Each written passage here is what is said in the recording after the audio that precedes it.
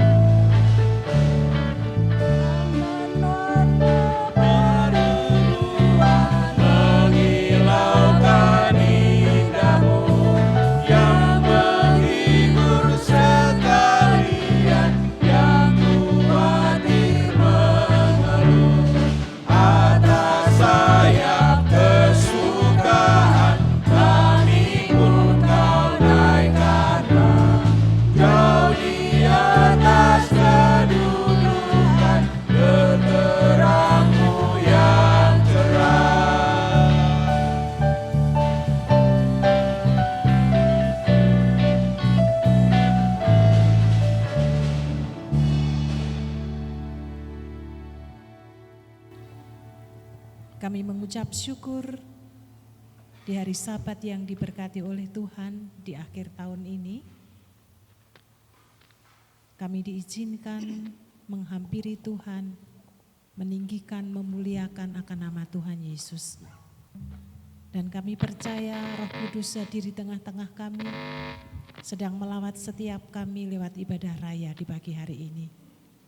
Kami ingin menyerahkan ibadah kami di pagi hari ini dengan satu pengakuan. Pertolongan kita adalah dalam nama Tuhan, Sang Pencipta langit bumi dan segala isinya, yang dalam kasih dan kesetiaannya tidak pernah meninggalkan buah perbuatan tangannya. Kasih karunia dan damai sejahtera dari Allah Bapa, Putra, dan Roh Kudus menyertai saudara-saudari sekalian. Amin.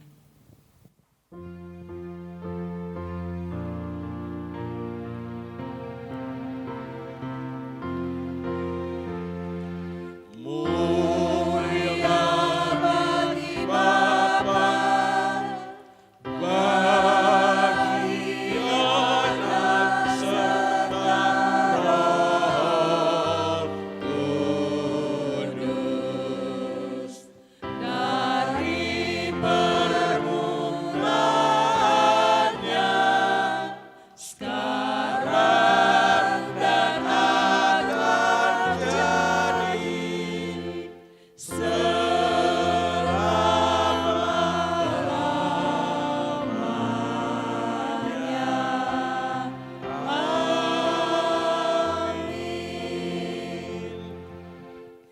Galatia pasal 2 ayat yang ke-20. Namun aku hidup, tetapi bukan lagi aku sendiri yang hidup, melainkan Kristus yang hidup di dalam aku. Dan hidupku yang kuhidupi sekarang di dalam daging adalah hidup oleh iman dalam nama Anak Allah yang telah mengasihi aku dan menyerahkan dirinya untuk aku. Amin.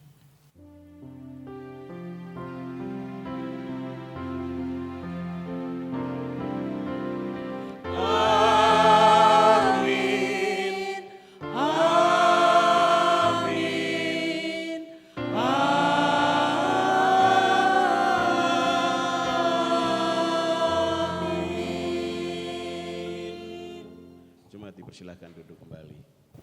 Shalom Bapak Ibu yang dikasihi dan mengasihi Tuhan.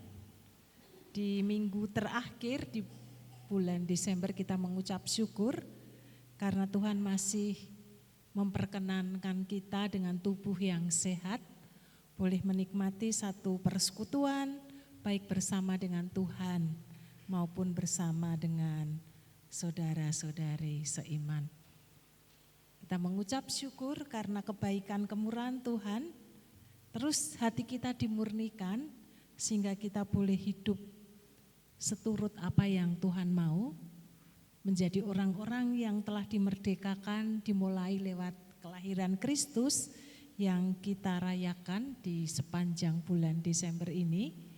Dan kita diingatkan sebagai orang-orang yang percaya kepada Kristus yang sudah dimerdekakan di dalam kehidupan kita, maka selayaknya kita hidup berpadanan dengan orang-orang yang sudah dimerdekakan di dalam Kristus.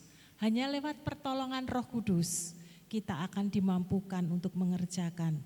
Tidak hanya hidup kita diberkati, tetapi pada akhirnya kita menjadi saluran berkat bagi banyak orang. Dimuliakan nama Tuhan, agar kita juga disanggupkan hidup menapaki hari-hari berikutnya yang Tuhan anugerahkan. Tuhan Yesus memberkati. Bapak Ibu Saudara yang dikasihi Tuhan, kita mulai memasuki musim yang kalau nelayan biasa bilang di Jawa itu baratan. Kalau di tempat lain disebut musim barat, hujan, angin, gelombang sangat tinggi.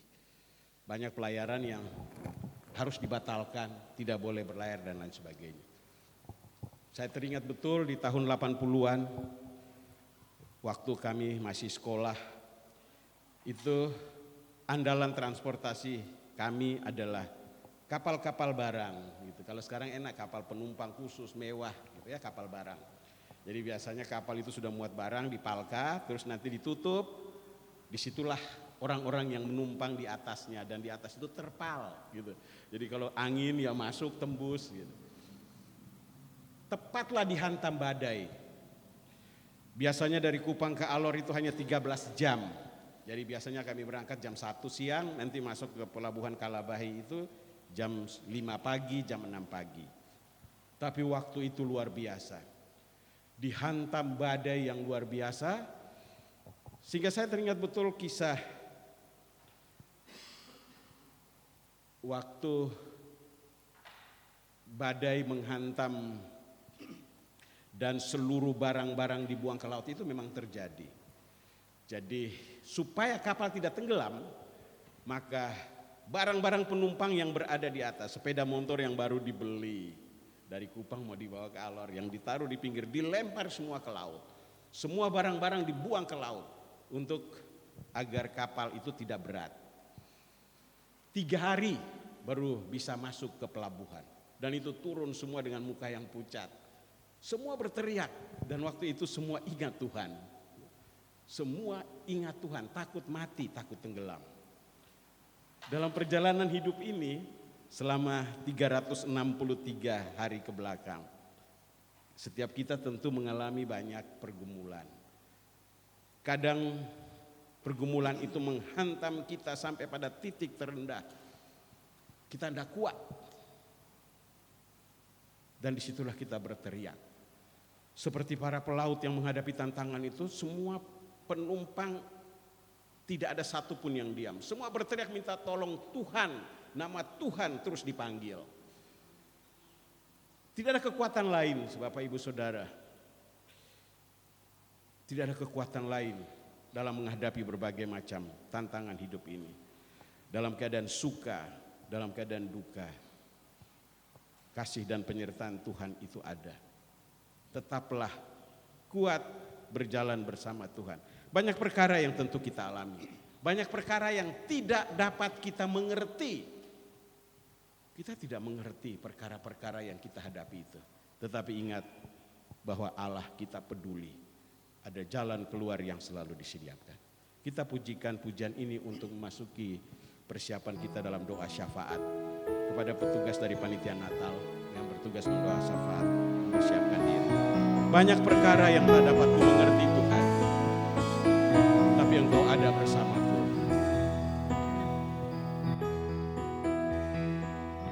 Allah peduli. Banyak perkara yang tak dapat ku mengerti.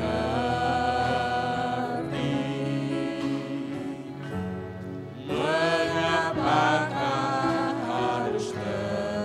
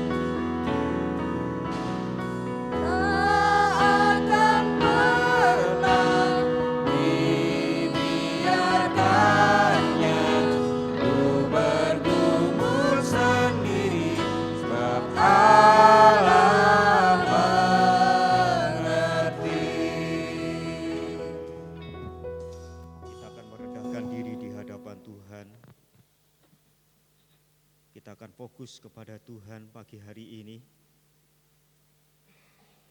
bahwa Dialah yang membuat kita bisa berdiri tegak, bisa beribadah seperti pada pagi hari ini. Itu semata-mata karena kasih dan kemurahan Tuhan. Dengan rasa syukur kami datang kepadamu ya Bapa. Karena kami menyadari Tuhan, bahwa hidup ini bisa berjalan berlangsung. Hidup ini seperti yang kami miliki itu semata-mata karena kasih dan kemurahan Tuhan di dalam kehidupan kami. Tidak ada satupun perkara di dalam hidup ini di luar kemahatauan daripada Tuhan.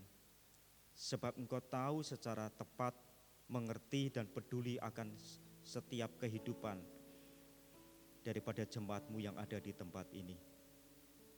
Kami bersyukur Tuhan untuk kesehatan yang Kau beri kepada kami, sehingga dengan tubuh yang sehat ini kami boleh beribadah kepada Tuhan, kami boleh melayani dan melakukan segala tugas pelayanan kami kepada Engkau. Dengan kesehatan kami boleh melakukan segala apa yang menjadi tanggung jawab kami di dalam hidup ini kepada keluarga, dalam pekerjaan, dan apapun juga yang kami lakukan Tuhan.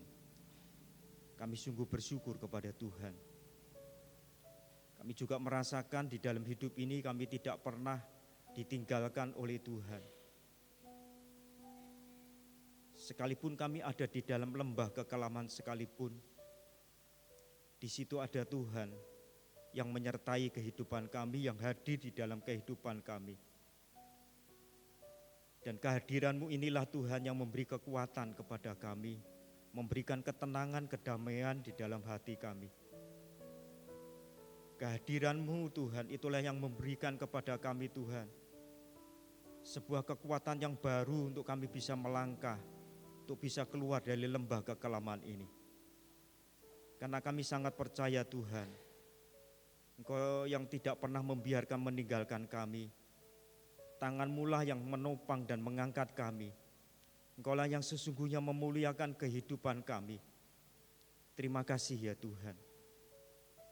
Pagi hari ini Tuhan, kami bersyukur kepada Engkau untuk keluarga yang Kau karuniakan di dalam kehidupan kami. Lewat keluarga ini kami boleh Tuhan belajar berbagi. Kami boleh belajar mengasihi. Kami boleh mencurahkan Tuhan perhatian. Kami boleh mencurahkan kepedulian kami kepada keluarga kami. Kami lakukan itu semata-mata hanya untuk kemuliaan nama Tuhan. Kami bersyukur Tuhan juga untuk karya, untuk pekerjaan yang Tuhan anugerahkan kepada kami. Ya lewat pekerjaan yang kami terus lakukan, kami geluti setiap hari. Disitulah Tuhan kami boleh memuliakan nama Tuhan. Kami percaya bahwa Tuhanlah yang memberkati. Engkau yang mereka-reka bagi kami lewat pekerjaan ini. Terima kasih Tuhan. Pagi ini kami menyerahkan untuk gereja ini ke dalam tangan Tuhan. Dari awal Engkau sudah meletakkan dasar yang benar atas gereja ini. Gereja ini boleh berdiri atas nama Tuhan. Dan bila perjalanan gereja ini terus dituntun oleh Tuhan Sang Gembala itu, jadikan gereja ini menjadi sebuah gereja yang menjadi kepanjangan tangan Tuhan. Lewat gereja ini Tuhan, ada orang-orang yang sungguh Tuhan meletakkan hidupnya, hatinya, lututnya kepada Tuhan. Pertobatan demi pertobatan terjadi Tuhan. Dan orang masuk ke gereja ini untuk mencari kebenaran yang sejati di dalam hidup mereka. Pakai setiap kami jemaat Tuhan dengan segala keberadaan kami, dengan segala kelemahan kami, pakai setiap kami menjadi alat kemuliaan-Mu Tuhan. Karena tidak ada perkara yang mustahil ketika kami menyerahkan hidup sepenuh ke dalam tangan Tuhan.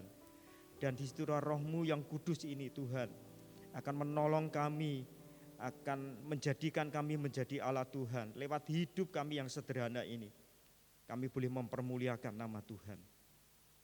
Terima kasih Tuhan. Kami menyerahkan untuk segenap pengurus yang ada di tempat ini ke dalam tangan Tuhan. Beri kepada kami hati yang penuh dengan sukacita.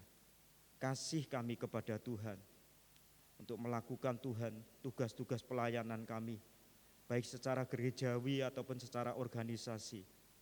Kami percaya Tuhanlah yang akan mempersatukan setiap kami, memberikan hati kepada kami yang tulus untuk bisa melayani Tuhan dengan sungguh-sungguh di tempat ini. Kami berdoa menyerahkan untuk seluruh jemaat Tuhan ke dalam tangan-Mu. Kalau pada hari-hari ini jemaat Tuhan, sungguh Tuhan, mengalami berbagai macam hal di dalam kehidupan mereka.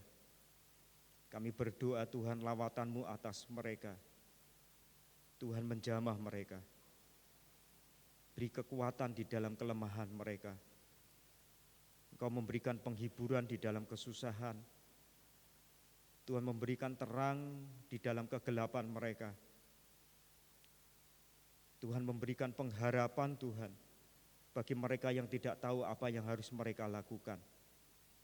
Kami percaya terang daripada Tuhan akan menyinari, memenuhi hati jemaat Tuhan yang ada di tempat ini. Sehingga setiap jemaat Tuhan boleh merasakan kebaikan dan penyertaan Tuhan. Karena bersama dengan Tuhan kami akan banyak melakukan segala perkara di dalam hidup ini. Bukan karena kami, tetapi karena kekuatan Tuhan dan kuasa Tuhan yang menyertai di dalam kehidupan kami. Kami berdoa bagi jemaat Tuhan yang sudah berusia senior, kami menyerahkan mereka ke dalam tangan Tuhan. Engkau yang membuat mereka tidak merasa sendiri Tuhan. Karena Engkau sendiri yang akan menyertai kehidupan mereka sampai masa putih rambut mereka. Sampai mereka berusia sangat senior, Tuhan tidak pernah membiarkan dan meninggalkan mereka. Tuhanlah yang mereka-reka untuk mendatangkan kebaikan di dalam kehidupan anak-anak-Mu ini. Tuhan bisa memakai keluarga orang-orang yang terdekat sebagai alat Tuhan untuk mencurahkan isi hati Tuhan lewat mereka. Kami menyerahkan mereka ke dalam tangan Tuhan. Bila mereka tetap teguh di dalam Tuhan, mereka tetap terus Tuhan berpengharapan kepada Tuhan yang tidak pernah mengecewakan dalam hidup mereka. Terima kasih Engkau memberkati jemaat Tuhan yang sudah senior ini. Kami juga berdoa bagi jemaat Tuhan yang mengalami berbagai macam pergumulan di dalam hidup mereka. Secara khusus bagi mereka yang sakit, mereka yang sudah bergumul sekian lama atas kelemahan yang mereka alami. Kami berdoa Tuhan, kasih-Mu akan memenuhi hati mereka. Tuhan, Engkau lebih peduli daripada setiap kami. Engkau lebih mengerti daripada setiap kami akan apa yang ada di dalam hati jemaat Tuhan yang sakit ini. Itulah sebabnya kami menyerahkan mereka ke dalam tangan Tuhan. Engkau memberikan keteguhan Tuhan, ketekunan. Tuhan terus memberikan pengharapan kepada anak-anak-Mu ini. Kami sangat percaya Engkau Allah yang tidak pernah berubah. Dari dulu sekarang hingga selama-lamanya Engkau tetap Tuhan yang kami percayai. Yang dapat melakukan segala perkara.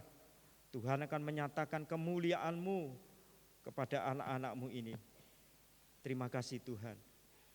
Untuk sementara mereka menghadapi apa yang sedang mereka alami. Tuhan memberikan kekuatan kepada mereka. Roh Kudus memberikan penghiburan atas mereka. Terima kasih ya Tuhan. Bagi jemaat Tuhan yang lain yang memiliki persoalan dalam pekerjaan, dalam keuangan, dalam keluarga, kami juga menyerahkan ke dalam tangan Tuhan. Tuhan kiranya pertolongan yang Tuhan yang ajaib turun atas mereka. Jadikan mereka Tuhan lewat penderitaan, lewat kesulitan yang mereka sedang hadapi ini. Menjadi anak-anak-Mu yang membawa kesaksian bahwa Tuhan Yesus itu baik, bahwa Yesus itu hidup, bahwa Yesus itu adalah penolong yang ajaib dalam kehidupan mereka. Terima kasih ya Tuhan. Kami juga berdoa menyerahkan Tuhan untuk program gereja ini. Kami bersyukur kami sudah memasuki program yang kedua. Nanti di bulan April kami akan memulai program yang ketiga. Kami menyerahkan Tuhan gereja ini dengan segala program yang ada ke dalam tangan Tuhan. Tolong setiap kami keluarga-keluarga yang ada di GKMI Bang Sri ini boleh senantiasa Tuhan untuk berpegangan tangan satu dengan yang lain untuk melakukan pekerjaan dan melayani Tuhan di tempat ini. Bila keluarga ini menjadi keluarga yang boleh berkenan, boleh keluarga yang terus boleh memuliakan nama Tuhan. Kau memberkati program-program yang ada baik secara spiritual ataupun secara fisik. Kami menyerahkan juga ke dalam tangan Tuhan. Engkau sendiri yang akan memberkati, Engkau sendiri yang akan mencukupkan segala kebutuhan yang kami butuhkan, sehingga nama Tuhan dipermuliakan. Terima kasih Tuhan. Kami menyerahkan kehidupan jemaat selanjutnya ke dalam tangan Tuhan. Tuhan, di tahun 2024 ini tinggal 2 hari. Kami menyerahkan sisa 2 hari ini terus ke dalam tangan Tuhan. Kau yang memegang kami, Kau yang menguasai kami. Bimbing kami Tuhan, bisa melewati tahun 2024 ini bersama dengan Tuhan. Terima kasih Tuhan. Pada akhirnya kami berdoa untuk pagi hari ini di dalam ibadah minggu yang terakhir di tahun 2024 ini ke dalam tangan Tuhan. Roh Kudus hadir melawat dan menjamah setiap kami. Beri roh sukacita kepada kami. Kau memakai dan mengurapi hamba-hambamu yang terlibat di dalam pelayanan. Sehingga lewat hamba-hambamu ini Tuhan, kami boleh diberkati lewat pelayanannya. Sepulang dari tempat ini, ada kekuatan yang baru, ada pengharapan yang baru. Sepulang dari tempat ini, kepuasan Kau berikan kepada kami. Terima kasih ya Tuhan. Sekali lagi kami menyerahkan doa kami, Ibu awal hingga pada usainya ke dalam tangan Tuhan. Bila Roh Kudus bekerja di tengah-tengah kami, dan Engkau dipermuliakan oleh umat-Mu yang hadir pada pagi hari ini. Terpuji bagi nama Tuhan. Terima kasih Tuhan. Dalam nama Tuhan Yesus Kristus yang telah mengajar kami berdoa. Bapa kami yang di surga, dikuduskanlah nama-Mu, datanglah kerajaan-Mu, jadilah kehendak-Mu di bumi seperti di surga. Berikanlah kami pada hari ini makanan kami yang secukupnya, dan ampunilah kami akan kesalahan kami, seperti kami juga mengampuni orang yang bersalah kepada kami. Dan janganlah membawa kami ke dalam pencobaan, tetapi lepaskanlah kami daripada yang jahat. Karena Engkaulah yang mempunyai kerajaan dan kuasa dan kemuliaan sampai selama-lamanya. Amin.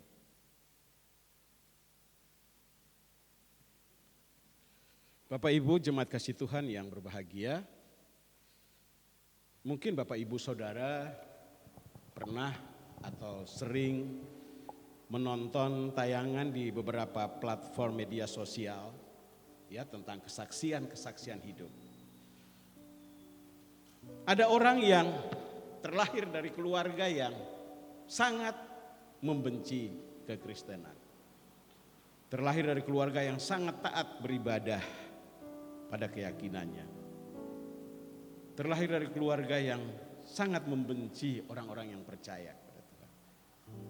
Tetapi bisa dibalik 160 derajat oleh kuasa Tuhan, dengan cara Tuhan. Mereka tidak diinjili, tetapi Tuhan punya cara yang luar biasa. Sehingga mereka punya kerinduan untuk membaca Alkitab, mencari tahu kebenaran itu. Dan disitulah kuasa firman Tuhan. Kuasa dalam kitab itu mengubah hidup mereka. Walaupun mereka untuk membeli Alkitab juga harus sembunyi-sembunyi, tetapi itulah cara yang Tuhan pakai. Dan mereka percaya melalui firman. Mereka baca sendiri. Kuasa roh mengubah hidup mereka. Saudara, firman itu punya kuasa yang luar biasa. Kuasa yang merubah hidup, kuasa yang menyembuhkan. Kita mempersiapkan hati kita untuk menerima kuasa firman itu, yang nantinya akan disampaikan oleh Saudara Jonathan. Kita pujikan pujian ini untuk mempersiapkan diri kita. Kau berfirman dan sembuhkanku.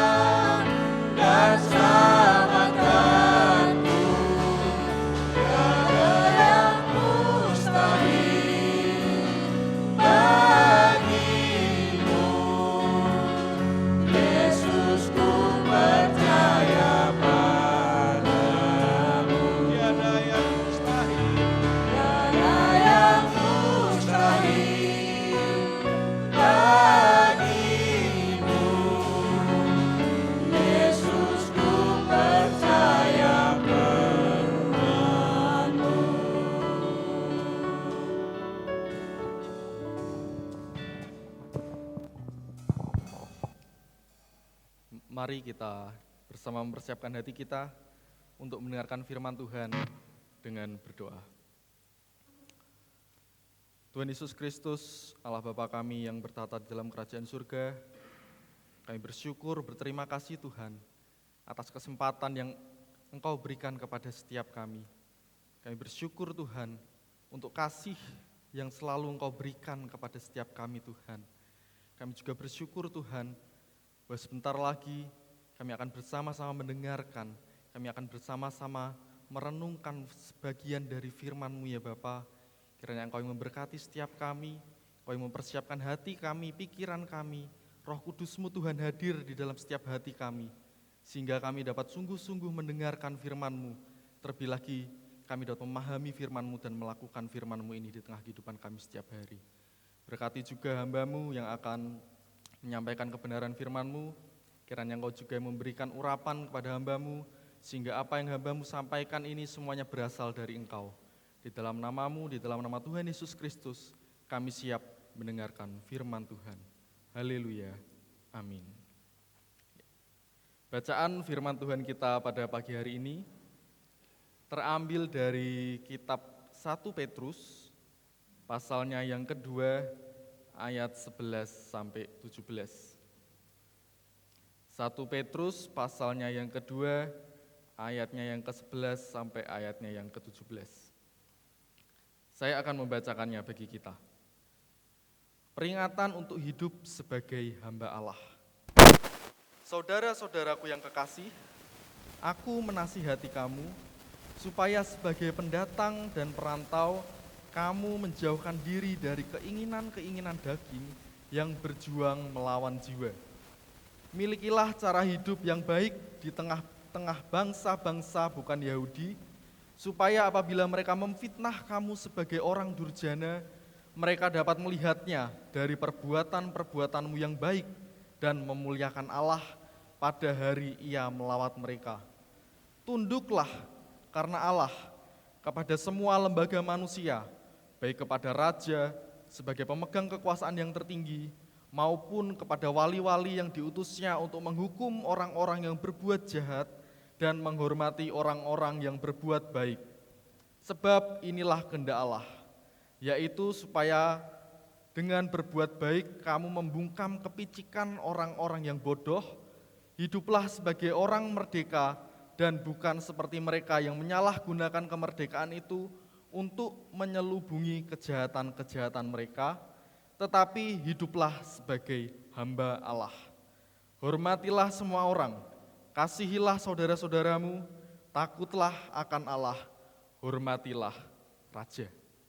Amin. Berbahagialah setiap kita yang mau membaca, mendengarkan, merenungkan, terlebih lagi kita yang melakukan firman Tuhan setiap hari. Ya. Shalom Bapak Ibu dan Saudara yang saya kasihi. Gimana kabarnya? Puji Tuhan ya, luar biasa. Ya, kita bersuka cita karena tadi ya, ini adalah minggu terakhir ya, minggu terakhir di tahun ke-2024, hari ke berapa tadi Pak? 363. 2 hari lagi kita akan memasuki masa yang baru dan kita harus mengakhiri tahun ini dengan sukacita karena kita telah dimerdekakan oleh Kristus. Ya, ada satu cerita ini kisah nyata ya Bapak Ibu. Ini kisah nyata, mungkin ada yang pernah mendengar ceritanya, yaitu berkisah tentang seorang tentara, seorang prajurit yang berasal dari Jepang. Ya, berasal dari Jepang. Prajurit ini bernama Soichi Yokoi. Ya, prajurit ini merupakan prajurit Jepang, di mana pada saat itu tepatnya ketika tahun 1944, ya, Jepang ini mengirim pasukan-pasukannya untuk berperang melawan Amerika Serikat di daerah Guam, di negara Guam. Ya, di sana mereka berperang karena Amerika Serikat ini ingin menginvasi daerah tersebut.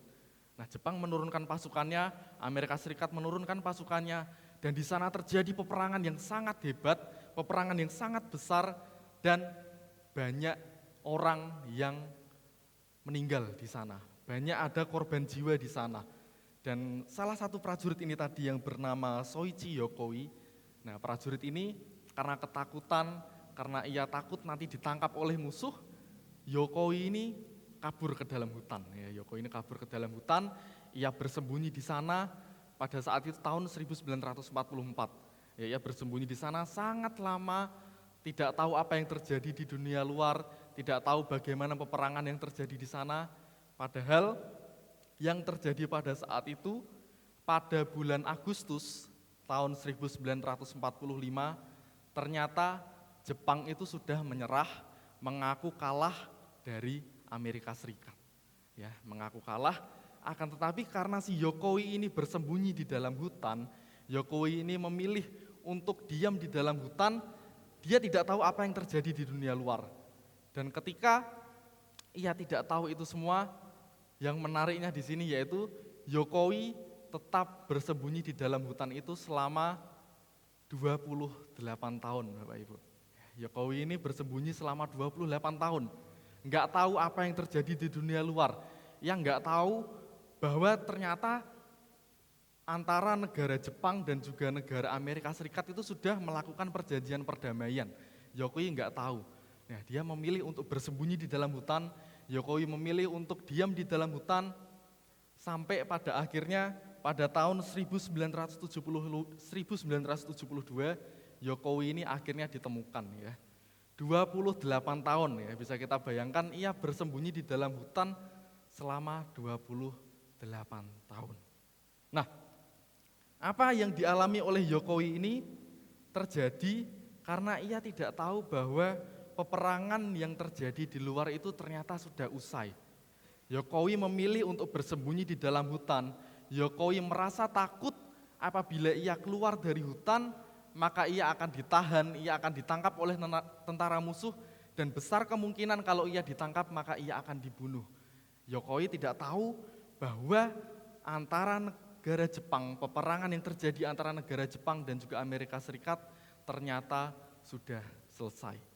Nah, Bapak Ibu dan Saudara yang saya kasihi, namun berbanding terbalik dengan apa yang dialami oleh Jokowi, ya, apa yang dialami oleh tentara Jepang itu tadi, kita sebagai orang Kristen, kita sebagai orang percaya, kita tahu benar, kita tahu betul bahwa kita adalah orang-orang yang sudah dimerdekakan.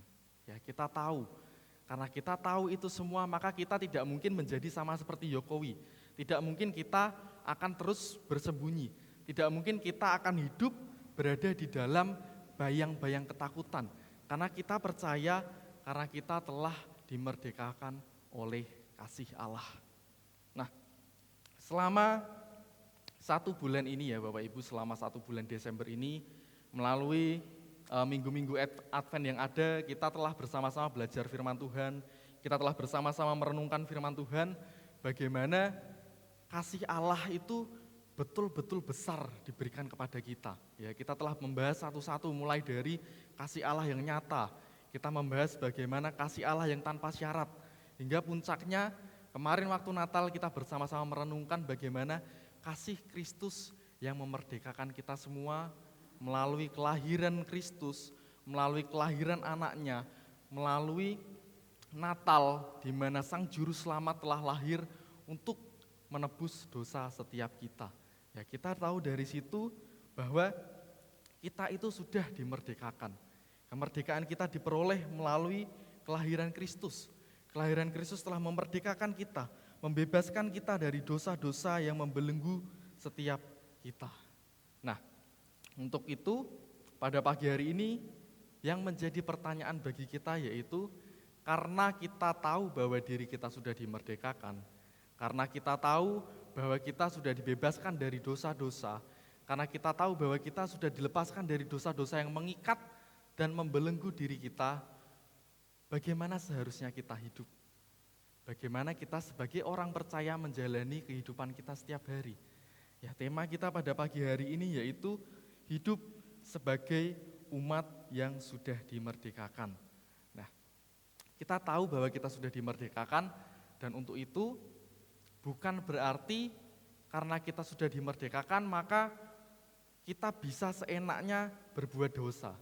Karena kita sudah dibebaskan dari dosa, bukan berarti juga bahwa kita boleh untuk hidup sesuka kita. Kita boleh hidup melakukan kejahatan-kejahatan. Kita boleh hidup bebas dari segala kewajiban-kewajiban yang kita alami. Bukan itu arti dari kemerdekaan yang sesungguhnya. Bahkan kalau kita perhatikan di dalam Alkitab kita bisa menemukan ada banyak sekali nasihat-nasihat, ada banyak sekali peringatan-peringatan yang diberikan oleh para rasul itu kepada jemaat-jemaat mula-mula. Kenapa? Yaitu karena kebanyakan dari mereka pada saat itu menggunakan identitas mereka sebagai seorang yang sudah dimerdekakan oleh Allah, sebagai orang percaya yang sudah merdeka untuk menyelubungi kejahatan-kejahatan mereka. Ya, sebagai contohnya, ketika Paulus menuliskan surat kepada jemaat di Galatia, ya, Paulus menuliskan surat karena jemaat di Galatia pada saat itu sadar bahwa mereka dipanggil sebagai orang yang merdeka. Ya, mereka sadar itu, tetapi mereka memanfaatkan identitas mereka itu untuk menyelubungi kejahatan-kejahatan mereka. Ya, demikian pula juga di dalam kitab Yudas, ya. Di situ dikisahkan, diperingatkan bagaimana supaya orang percaya jangan menyalahgunakan kasih karunia Allah untuk melampiaskan hawa nafsu mereka.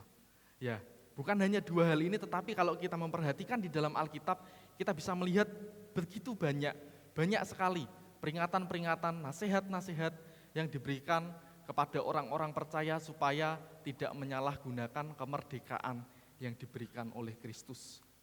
Nah, kebebasan yang kita alami, kebebasan yang kita peroleh, kemerdekaan yang kita peroleh dari Kristus itu akan selalu dibarengi dengan syarat-syarat dan tanggung jawab kita sebagai orang Kristen.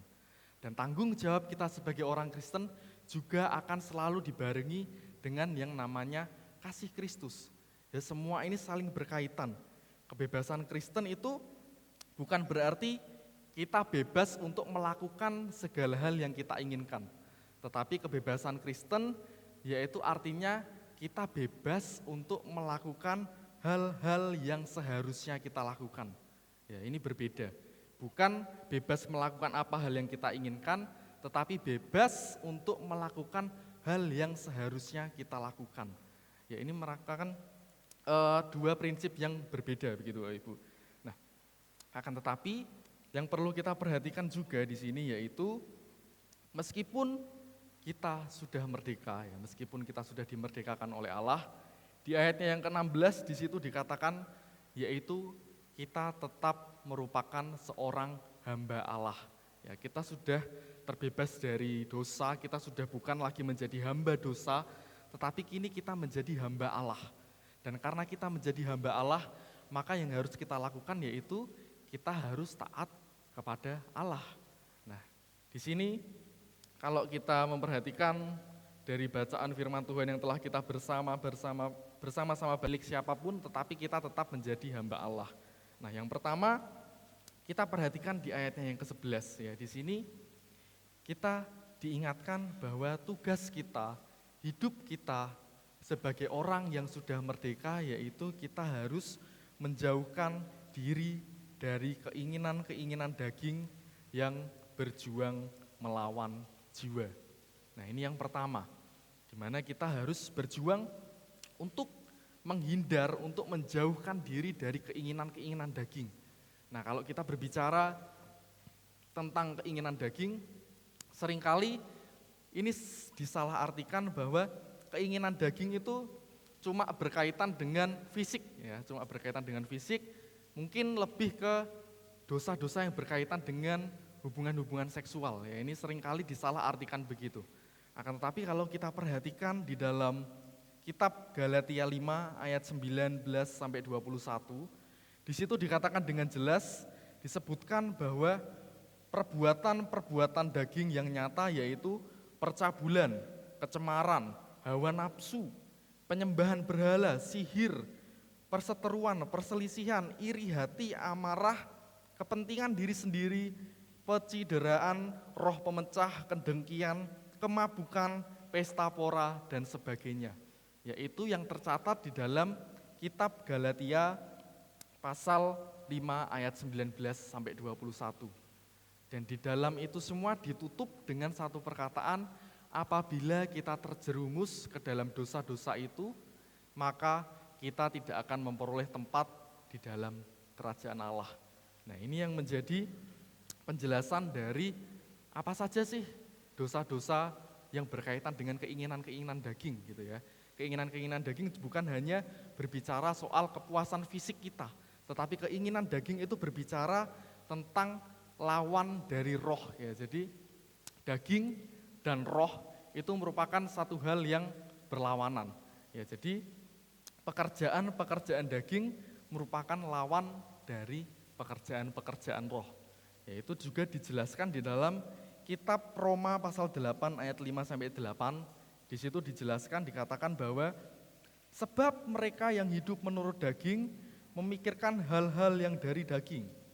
Mereka yang hidup menurut roh memikirkan hal-hal yang dari roh. Karena keinginan daging adalah maut, tetapi keinginan roh adalah hidup dan damai sejahtera. Nah, ini adalah suatu hal, dua hal yang berbanding terbalik ya, di mana ada yang namanya keinginan daging dan juga ada yang namanya keinginan roh.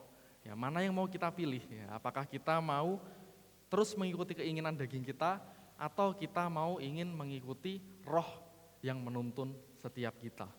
Nah, di sini juga dikatakan bahwa keinginan-keinginan daging itu berjuang untuk melawan jiwa. Keinginan-keinginan daging itu berjuang untuk menghancurkan jiwa kita. Menghancurkan bagaimana jiwa yang ada di dalam diri kita. Dan jiwa itu bukan hanya berbicara tentang satu hal, tetapi jiwa itu berbicara tentang banyak hal. Jiwa itu berbicara tentang pikiran. Kalau pikiran kita dipenuhi dengan pikiran-pikiran duniawi, maka kita akan dialihkan dari pikiran-pikiran rohani kita. Yang sebelumnya mungkin kita berpikir tentang firman Tuhan, sebelumnya kita berpikir tentang doa, pelayanan, maka kita akan dialihkan terhadap pikiran-pikiran yang mungkin memikirkan hanya tentang uang, tentang kesenangan, tentang harta duniawi, dan lain sebagainya. Jiwa juga berbicara tentang hati nurani. Apabila jiwa kita dirusak oleh keinginan daging, maka itu akan menghancurkan damai dan sukacita yang ada di dalam diri kita. Jiwa juga berbicara tentang iman dan pengharapan. Ya, apabila itu juga rusak, maka pengharapan kita kepada Tuhan juga akan rusak. Dan jiwa juga berbicara tentang kesucian dan kekudusan di dalam diri kita. Kalau itu semua rusak, kalau jiwa kita rusak, kalau kita terpengaruh oleh keinginan-keinginan daging yang merusak diri kita, maka semua itu bisa rusak. Pikiran kita, hati nurani kita, iman dan pengharapan kita, kasih kita, dan juga kesucian di dalam diri kita ikut rusak. Nah, menjauhkan diri dari keinginan daging juga berarti menahan diri kita. Ya, kita harus bisa menahan diri kita dari dosa-dosa, dari godaan-godaan, pencobaan-pencobaan yang hadir di dalam diri kita. Ya, itu semua selalu berjalan seiringan ya. Dimanapun kita berjalan, pasti di sekitar kita ada kesempatan-kesempatan besar bagi kita untuk melakukan dosa-dosa. Ada kesempatan yang sangat besar, dan itu yang menjadi pilihan setiap kita. Apakah kita mau memilih untuk melakukan dosa, atau kita mau memilih untuk berjalan di dalam kebenaran. Nah, itu yang pertama, yaitu apabila kita menjadi orang-orang yang merdeka, maka kita harus menjauhkan diri kita dari keinginan-keinginan daging yang berusaha merusak jiwa. Kemudian yang kedua, apa yang harus kita lakukan sebagai orang yang sudah merdeka, yaitu disebutkan di dalam ayat yang ke-12 bahwa kita harus berbuat baik dan juga memuliakan Allah. Nah, orang-orang sekitar kita ya, orang-orang yang mungkin tidak mengenal kita, kemungkinan besar, presentasenya itu sangat besar, mereka melihat kita itu dari perilaku kita. Nah, hidup kita itu sebenarnya lebih berbicara, lebih keras, berbicara lebih lantang itu melalui perilaku kita, bukan melalui kata-kata kita, tetapi perilaku kita itu seringkali yang dinilai oleh orang banyak. Nah, di sini untuk itu kita coba kembali ke konteks, ya kembali ke konteks pada saat itu, di mana konteks kitab 1 Petrus ya, di dalam konteks ini sebenarnya pada saat itu di zaman jemaat mula-mula, orang-orang Kristen itu seringkali difitnah, jemaat mula-mula itu difitnah, mereka dituduh dengan berbagai macam tuduhan. Ya, yang terkenal itu yaitu orang-orang pada saat itu dituduh, yang pertama mereka adalah orang-orang kanibal.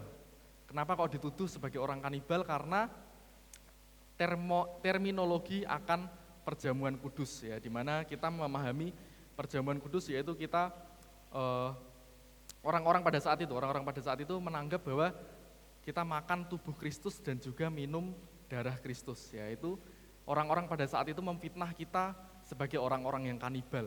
Nah, bukan nggak hanya berhenti di situ saja, mereka juga memfitnah kita sebagai orang-orang yang ateis. Ya, kenapa kok kita difitnah sebagai orang ateis? Karena mereka bertanya-tanya, mana Allah kita kok tidak terlihat gitu. Dan yang terakhir, mereka juga memfitnah kita sebagai seorang pengkhianat. Ya, kenapa kok kita difitnah sebagai seorang pengkhianat? Karena kita sebagai orang Kristen, terkhususnya orang-orang jemaat mula-mula pada saat itu, mereka tidak mau yang namanya mengaku bersumpah setia kepada kaisar, sehingga mereka difitnah sebagai orang-orang yang berkhianat. Nah, dari situ di dalam kitab ini kita belajar bahwa sebagai orang Kristen, sebagai orang percaya, cara terbaik bagi kita untuk membungkam, untuk menepis segala fitnah, segala tuduhan yang diberikan kepada kita, yaitu melalui perilaku-perilaku yang kita jalankan setiap hari. Yaitu bukan berarti kalau misal kita difitnah, terus kita ya udah kita diem aja, kita nggak perlu melawan. Kalau kita bisa melawan ya nggak ada salahnya ya. Kalau kita memiliki pembelaan, atas fitnah-fitnah yang kita alami, tidak ada salahnya untuk kita memberikan pembelaan. Tetapi seringkali kita sulit untuk membantah suatu fitnahan gitu ya, dan kita harus bisa menggunakan salah satu cara yang paling gampang, yaitu dengan perilaku-perilaku, tindakan-tindakan yang kita lakukan di dalam kehidupan setiap kita. Nah, setiap kehidupan seorang Kristen itu sebenarnya bisa kita ibaratkan sebagai sebuah iklan ya. Hidup seorang Kristen itu bisa digambarkan sebagai sebuah iklan. Kalau kita melihat iklan, kalau iklan itu misalnya menarik, iklannya itu bagus, pasti kita tertarik untuk mendapatkan suatu barang yang diiklankan ya, mungkin barang atau apapun. Tetapi kalau iklan yang diiklankan itu jelek, iklan yang diiklankan itu tidak menarik perhatian, mungkin kita bukan hanya sekedar tidak tertarik, tetapi kita bisa saja menghujat iklan itu, kita mengata-ngatai iklan itu. Dan sama juga seperti kita, sebagai orang Kristen, kita itu seperti iklan ya. Iklan kita itu mengiklankan bagaimana kehidupan kita sebagai orang Kristen yang seharusnya. Bagaimana kita seharusnya hidup, bagaimana kita seharusnya menjalani kehidupan kita sebagai orang-orang yang percaya.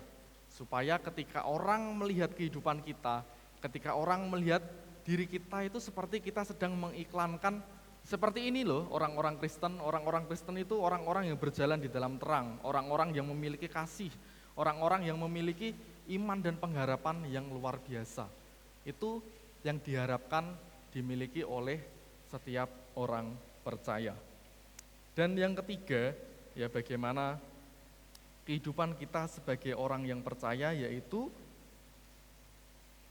kita mesti tunduk kepada semua lembaga manusia.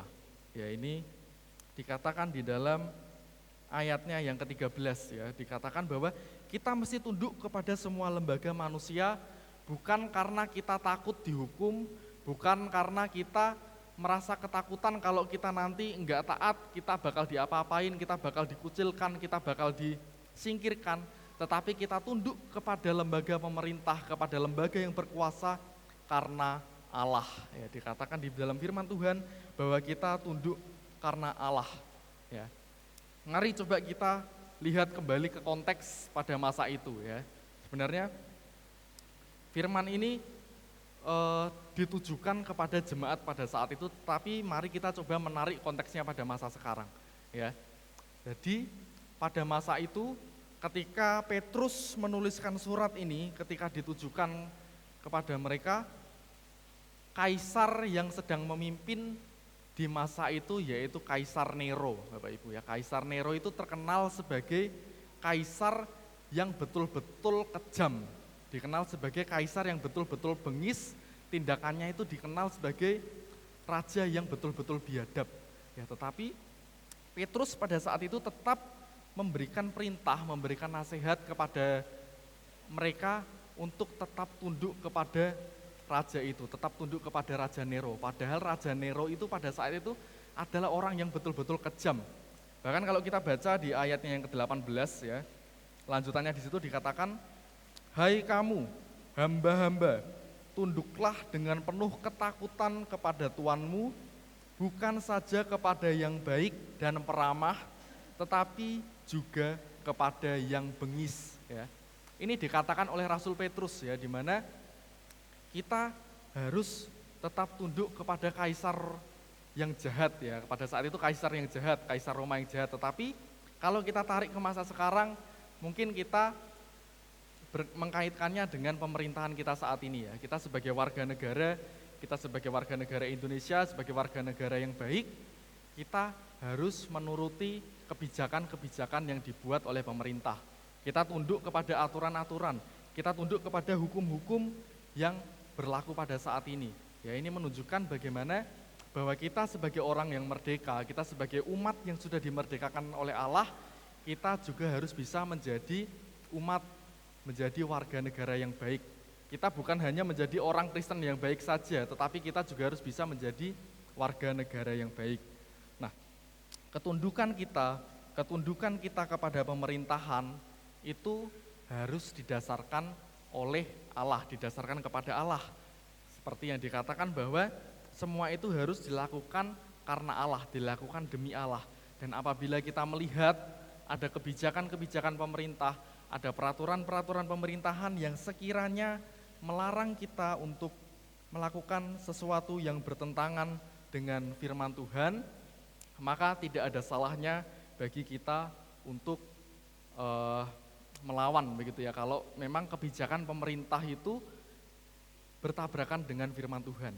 Karena di sini dikatakan bahwa semua itu harus berdasarkan kepada Allah.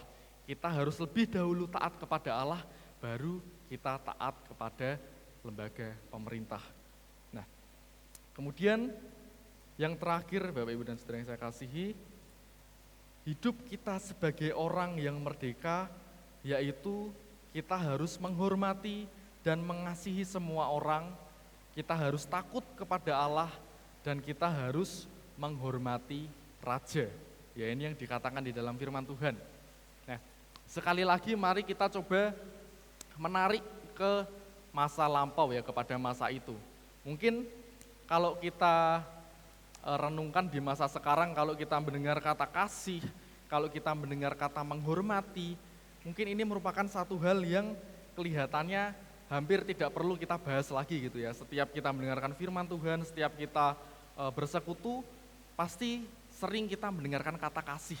Ya, akan tetapi kalau kita kembali ke masa lalu, kalau kita lihat ke masa itu, ke masa lampau ketika Rasul Petrus menulis surat ini, sebenarnya penghormatan dan kasih pada saat itu adalah suatu hal yang baru.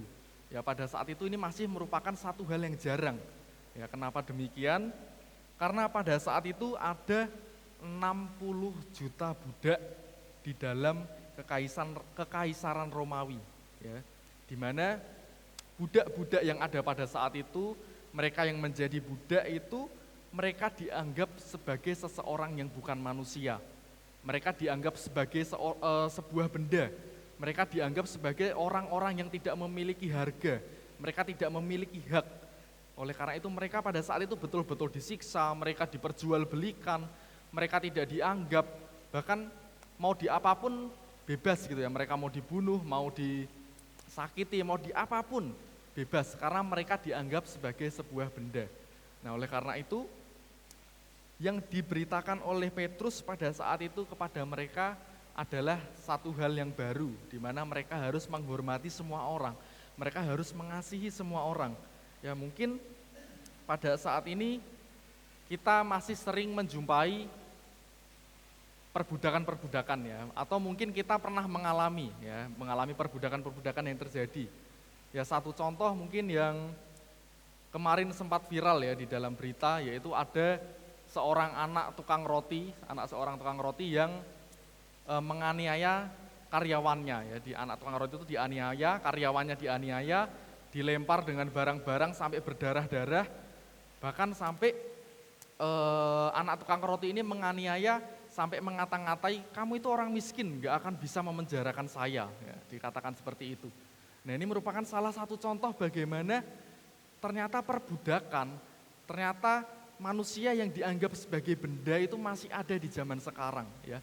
Orang-orang yang berkuasa, orang-orang yang memiliki kekuatan, yang memiliki power, ya, masih ada yang menganggap manusia-manusia itu sebagai benda, ya, menganggap manusia itu sebagai budak. Dan itu yang masih sering kita jumpai pada saat ini.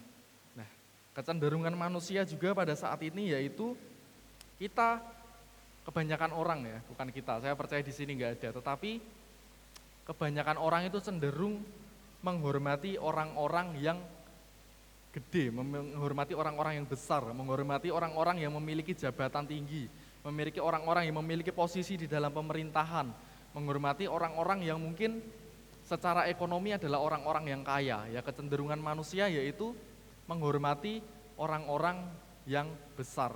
Nah, kekristenan tentu saja menentang sikap ini ya. Ini merupakan kecenderungan yang jahat, kecenderungan yang tidak baik. Nah, oleh karena itu kekristenan di sini mengatakan dengan perkataan hormatilah semua orang. Dan dalam arti tertentu, hormat itu harus diberikan kepada semua orang karena semua orang adalah makhluk-makhluk ciptaan Allah dan dibuat secara orisinil oleh Allah. Ya. Perikop ini juga ditutup ya tadi, hormatilah dan kasihilah semua orang, kemudian ditutup dengan perkataan yaitu takutlah akan Allah, hormatilah raja. Ya, ini yang menjadi penutup dalam perikop ini, di mana takut akan Allah diletakkan di depan, diletakkan sebelum hormati raja. Ya, ini menunjukkan bahwa kata ini menunjukkan bahwa kita harus lebih taat kepada Allah daripada kepada manusia. Ya, seperti yang poin ketiga tadi, di mana kita memang tunduk kepada pemerintahan, kita taat kepada pemerintahan, kita patuh kepada peraturan-peraturan yang ada di pemerintahan. Tetapi sebelum itu kita harus mesti taat kepada Tuhan terlebih dahulu. Kalau ada peraturan-peraturan yang memang sekiranya tidak bertentangan ya, yang bertentangan dengan firman Tuhan, maka kita bisa melawannya ya, kita bisa mungkin tidak melakukannya, karena di sini dikatakan bahwa yang pertama-tama yaitu kita harus taat akan Allah terlebih dahulu sebelum kita taat kepada pemerintah. Nah, oleh karena itu telah bersama-sama diingatkan bahwa ya betul, kita adalah manusia-manusia yang sudah dimerdekakan dari dosa. Kita sudah dimerdekakan dari berbagai macam dosa-dosa yang membelenggu dan mengikat diri kita. Kita sudah merdeka. Tetapi kemerdekaan itu bukan berarti bahwa kita boleh bebas hidup seenaknya. Bukan berarti bahwa kita bebas melakukan kejahatan-kejahatan. Bukan berarti bahwa kita bebas untuk tidak melakukan tanggung jawab kewajiban kita sebagai orang Kristen. Tetapi sebagai orang percaya, sebagai orang yang mengaku menjadi murid Kristus, sebagai orang-orang yang sudah dimerdekakan oleh Kristus, kita harus hidup dengan benar, kita hidup di jalan yang benar, kita takut kepada Allah, kita taat kepada Allah, kita menjauhkan diri kita dari keinginan-keinginan daging, kita berbuat baik, kita taat kepada pemerintahan, taat kepada Allah, dan kita harus bisa menjadi teladan di dalam kehidupan kita setiap hari. Oleh karena itu, mari kita terus mengingat kasih dan pengorbanan Allah kepada kita dengan kita terus memaknainya di dalam kehidupan kita setiap hari sebagai umat yang telah dimerdekakan. Hiduplah menjadi hamba Allah yang sejati. Amin. Mari kita bersama bersaat teduh.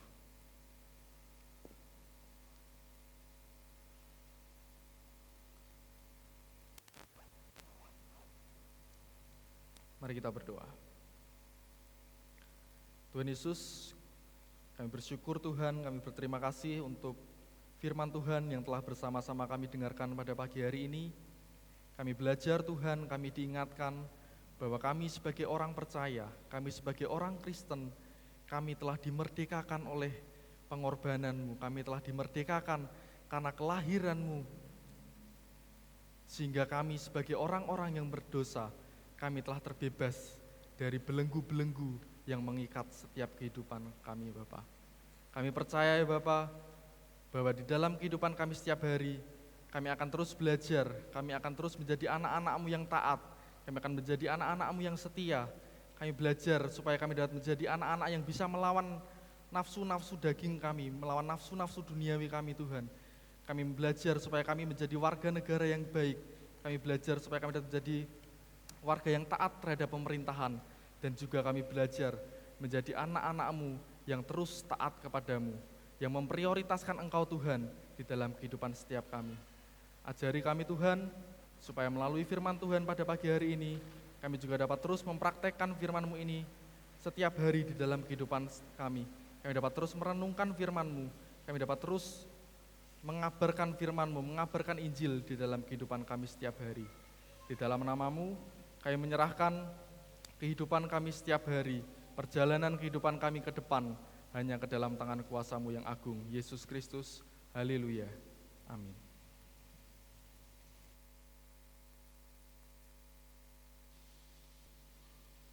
Bapak Ibu jemaat kasih Tuhan yang berbahagia, firman Tuhan telah disampaikan, kita dimampukan, kita dikuatkan untuk menjalani hidup ini.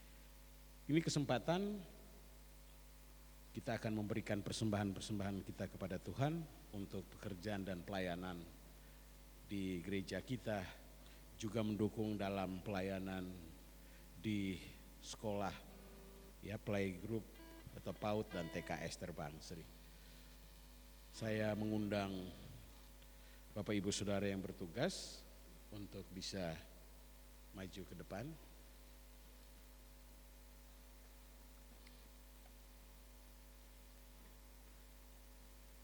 Firman Tuhan dari 2 Korintus pasal 8 ayat 7.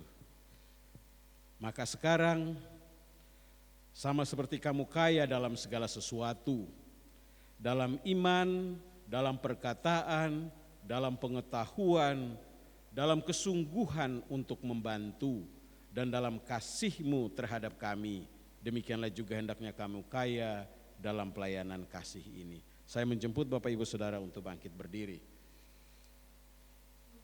Kita berdoa, terima kasih Tuhan.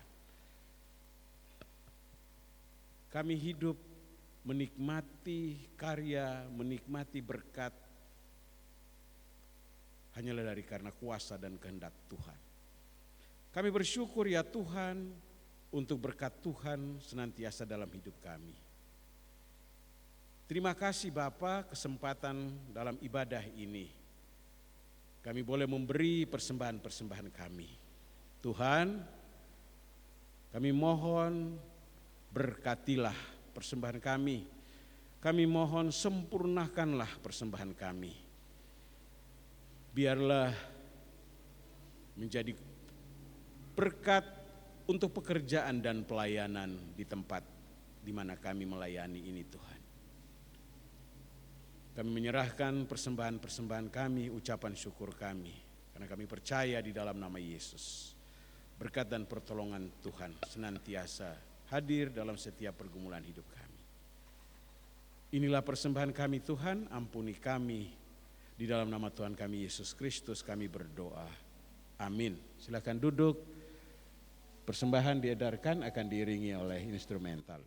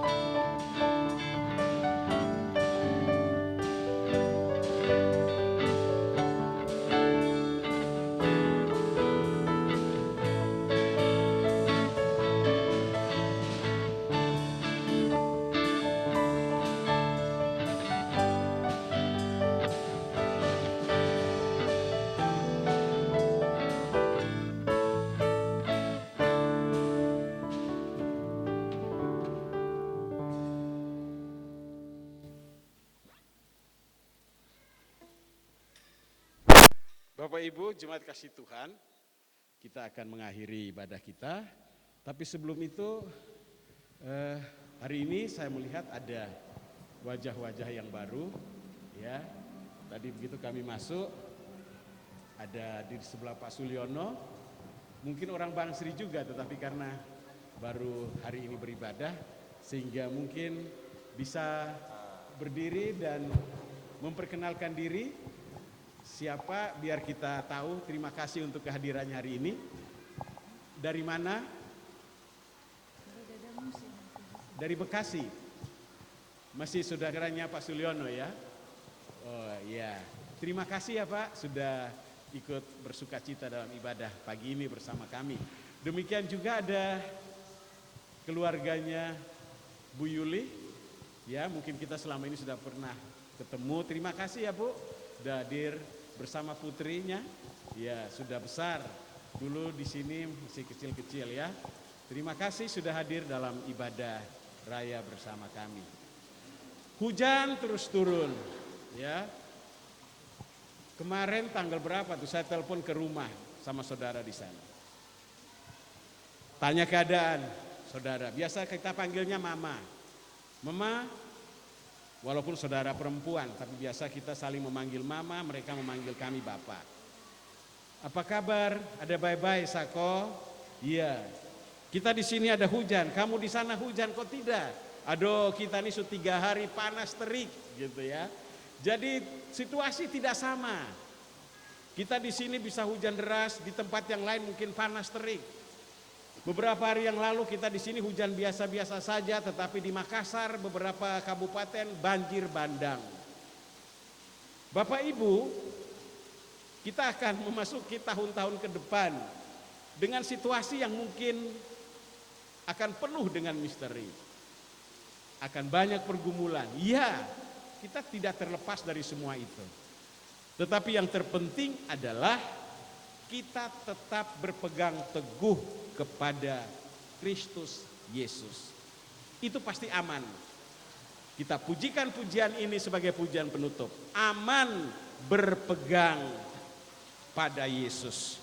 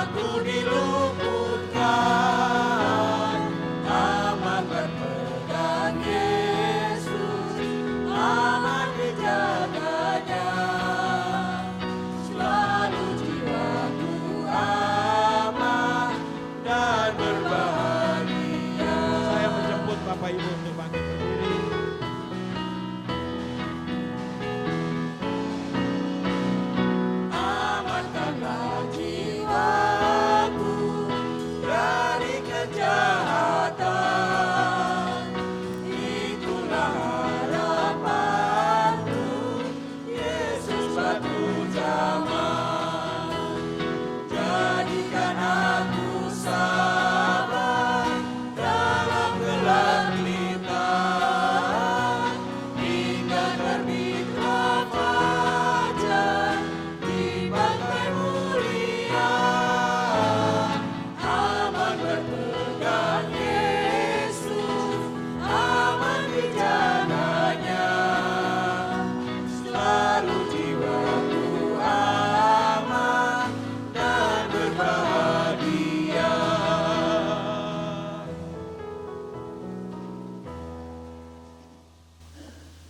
Sebagai jemaat Minonet, marilah kita mengikrarkan komitmen kemuritan. Kami bersaksi bahwa tidak seorang pun dapat sungguh-sungguh mengenal Kristus, kecuali ia mengikutinya setiap hari dalam kehidupan. Bersama dengan segenap orang percaya di segala tempat dan sepanjang abad, marilah kita mengucapkan pengakuan iman rasuli.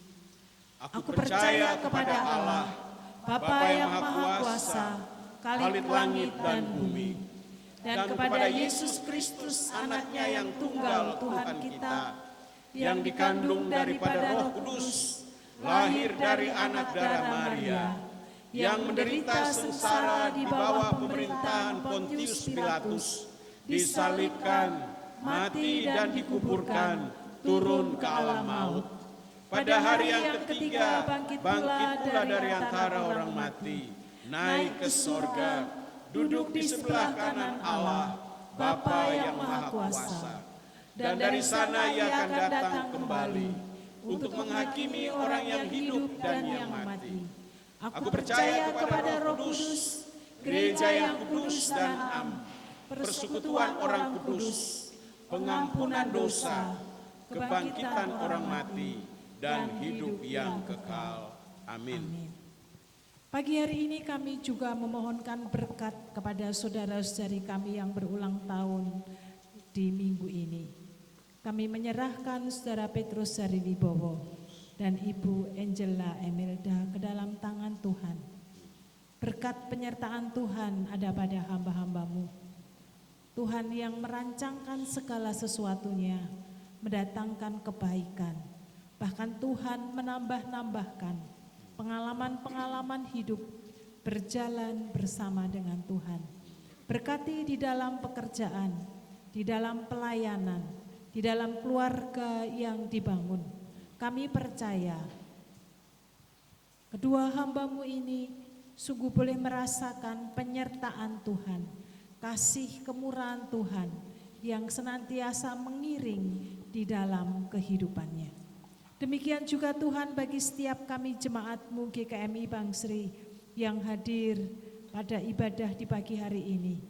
Tuhan juga memberkati hamba-Mu di dalam kehidupan keluarga, pekerjaan, bahkan lewat pelayanan yang Tuhan anugerahkan.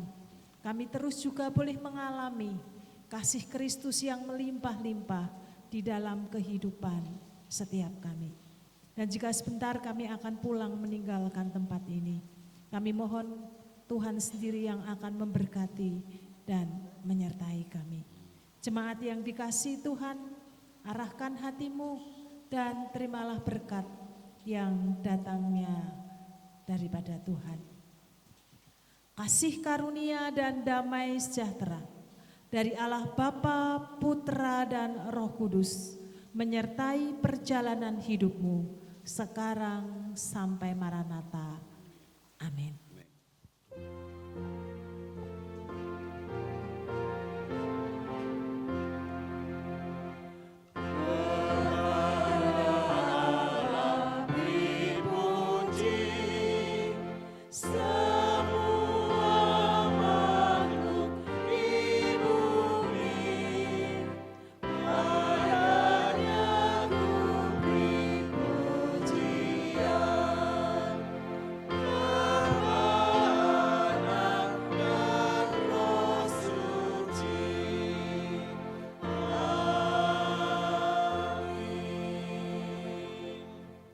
Silakan mengambil saat teduh.